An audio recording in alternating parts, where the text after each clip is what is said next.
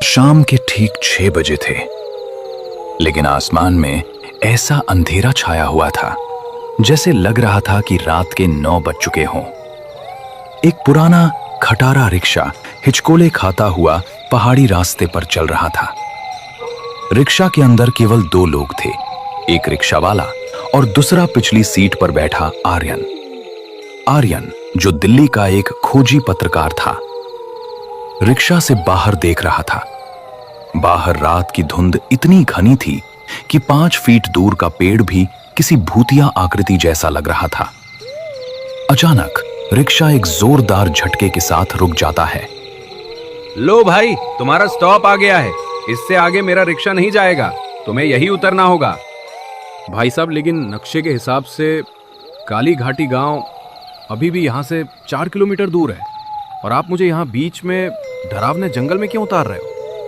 Rickshaw वाले ने अपना सिर घुमाया और आर्यन की आंखों में देखा। उसकी आंखों में एक अजीब सा डर था। उसने रिक्शा के हैंडल को कसकर पकड़ रखा था। बेटा, तुम यहाँ नए हो क्या? इस रास्ते पर शाम ढलने के बाद कोई भी गाड़ी या इंसान काली घाटी गांव की सीमा पार नहीं करता।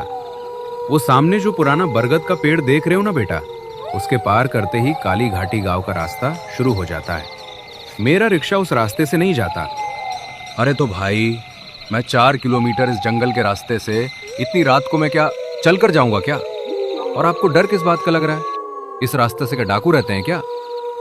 रिक्शा वाले की आंखों में अब और भी गहरा डर उतर आया था। उसने कांपती हुई आंखों से बाहर इशारा किया। उसकी नजरों में दया नहीं बल्कि चेतावनी थी। डाकू होते तो हम बंदूक लेकर चले जाते बेटा। वहां वो है जिससे बंदूक भी नहीं लड़ सकती, काला पानी।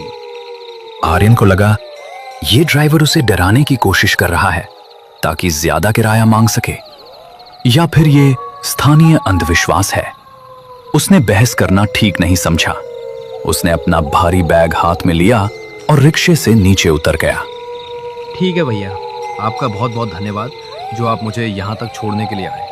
जैसे ही आर्यन रिक्शा से नीचे उतरा, रिक्शा वाले ने तुरंत अपना रिक्शा पलटा और वापस जाने लगा, जैसे रिक्शा वाला किसी मौत के मुंह से भाग रहा हो।